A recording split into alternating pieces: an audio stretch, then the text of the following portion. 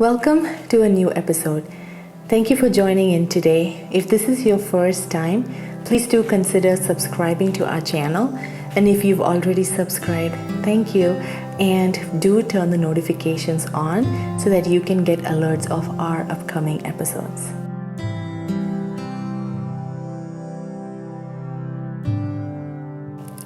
So today we are going to talk a little bit about faith.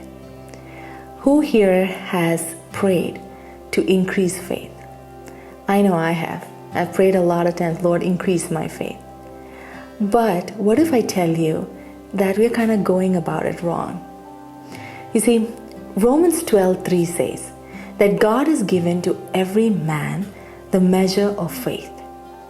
Every believer has been imparted at salvation itself with a measure of faith.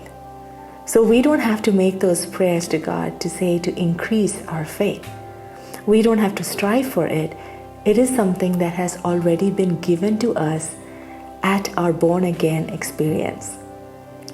Ephesians 2:8 says, "By grace you are saved through faith, and that not of yourself, it is a gift of God."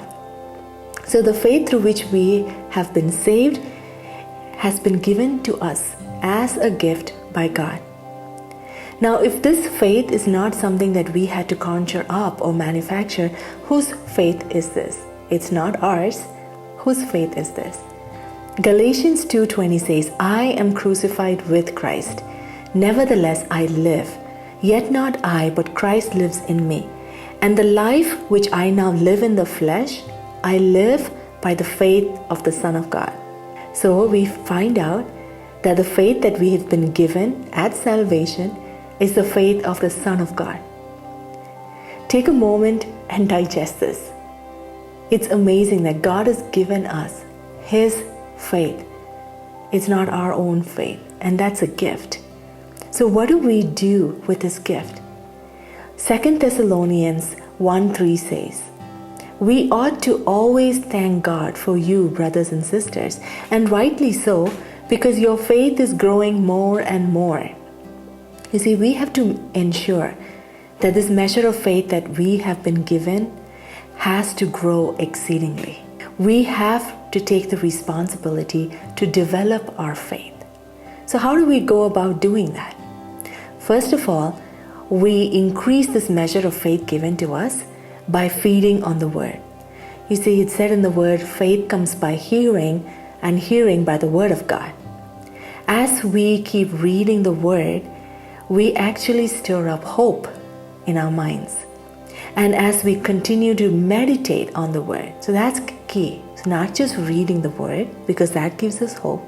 As we meditate on what we've just read throughout the day, letting it seep into our soul and into our hearts, what happens is that faith gets built up in our hearts. See, faith is a matter of the heart, and the Word is what keeps it growing. Secondly, we have to exercise our faith.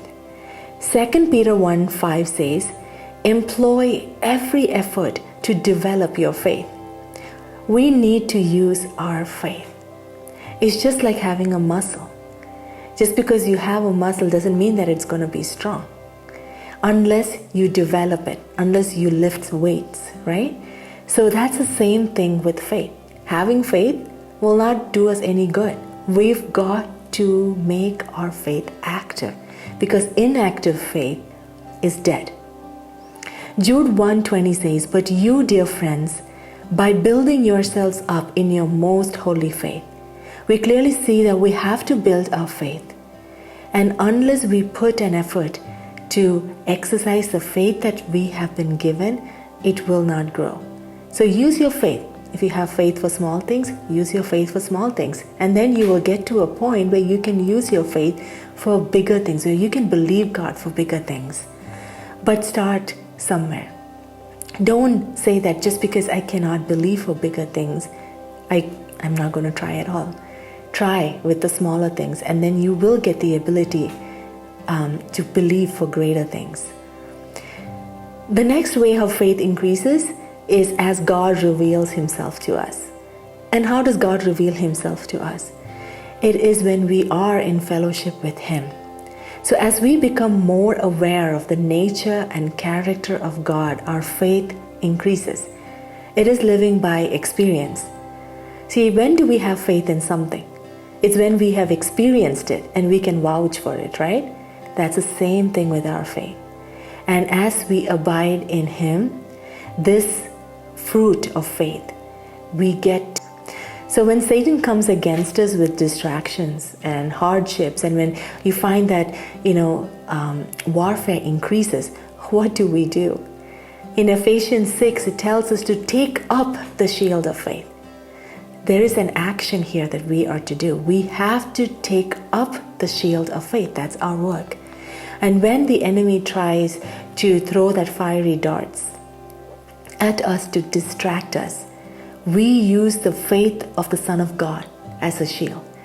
You see, when they used to do battles in olden times, they would send out fiery darts, because that, when it would hit the shield, sometimes the person itself would get distracted by the fire. And then if he's distracted, there is a hole in the armory that they have just built, in the line of armory. So don't get distracted when the enemy tries to throw his arrows at you. Use your shield. And remember that you have the faith of the Son of God as your shield. So the word that has built our faith, our awareness of the nature and the character of God, and our exercised faith is what's going to help us when warfare increases. So ask the Lord to increase that measure of faith that you've been given, and develop it and exercise it. And that is how we get to live victoriously when doubts attack our minds, and when the strategies of the enemy come against us to distract us. I hope this has helped, and may this series be a blessing to you guys.